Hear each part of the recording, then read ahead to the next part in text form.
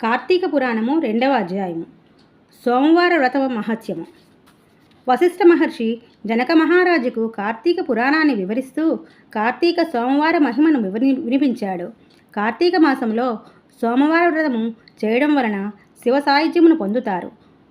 ఉపవసించవలసిన రోజులలో తనకు వీలైనంత చేయగలిగిన విధంగా రాత్రిపూట మాత్రమే భుజించడము, ఎవరికీ ఏది అడగకుండా ఆయాచితంగా లభించిన దానిని మాత్రమే తినడము, దాన ధర్మాలు చేయడము అనే పనులు చేయాలి. ఒకానొకప్పుడు కాశీక్షేత్రంలో పరమ నిష్ఠాగరిష్ఠుడైన ఒక సద్బ్రాహ్మణుడు ఉండేవాడు.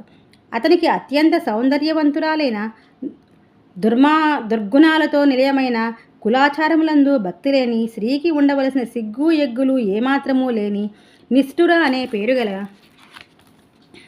కుమార్తె ఉండేది.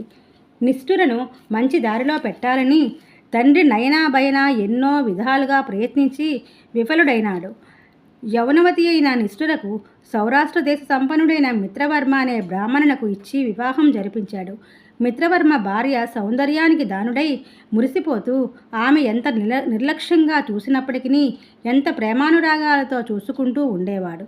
నిష్ఠుర భర్తకు చెప్పకుండా స్వేచ్ఛగా తిరుగుతూ ఉండేది. పరమ పురుషులతో సాంగత్యం పెట్టుకొని మితిమీరి ప్రవర్తించేది. అత్తమామలు కోడలి ప్రవర్తన భరించలేక కుమారునికి భార్యపై గల వ్యామోహాన్ని ఆపలేక పోవడంతో వాళ్ళే ఇల్లు వదిలిపెట్టి వెళ్ళిపోయారు. పెద్దవాళ్ళు అడ్డు కూడా లేకపోవడంతో నిష్ఠుర ఆగడాలు అడ్డు అదుపు రెండూ లేకుండా పోయాయి. ఎప్పుడైనా ఒకసారి భర్త తనను మందలించినా నిష్ఠుర సహించేది కాదు.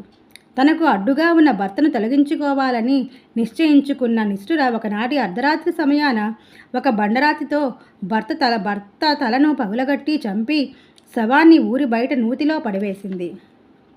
విపరీతమైన స్వేచ్ఛ లభించిందని నిష్ఠురకు విటులతో సాంగత్యాన్ని పెంచుకుంటూ పోతుంది. రెచ్చిపోయి విచ్చలవిడిగా ప్రవర్తించిన నిష్ఠురకు కాలక్రమంగా జపసత్యాలు తగ్గిపోయాయి. జవసత్వాలు తగ్గిపోయాయి. వార్ధక్యము ముంచుకొచ్చింది. మీదకి నిష్ఠురను చూసి అందరూ చేతరించుకునే వాళ్లే తప్ప ఆచరించేవారు కరువైపోయారు. అన్నం నీరు కూడా లేకుండా పోయాయి. చివరకు దిక్కుమాలిన చావు చచ్చింది. ఆమెకు తీసుకుపోవడానికి యమభటులు వచ్చారు. యమభటులు ఆమెను యమలోకానికి తీసుకుని వెళ్ళి ఆమె చేసిన పాపకర్మలను తగిన విధంగా మిక్కిలి కఠిన శిక్షలు విధించారు. వాటిని అన్నింటినీ అనుభవించిన నిష్ఠుర శిక్షలు పూర్తి అయిన తరువాత కుక్కగా భూలోకంలో అనేక సార్లు పుట్టింది. ఒకనాడు కుక్కగా పుట్టిన నిష్ఠుర ఆకలితో నకనకలాడుతూ ఆహారం కోసం అల్లాడుతూ తిరుగుతూ ఉంది. ఆ రోజు కార్తీక సోమవారము కనుక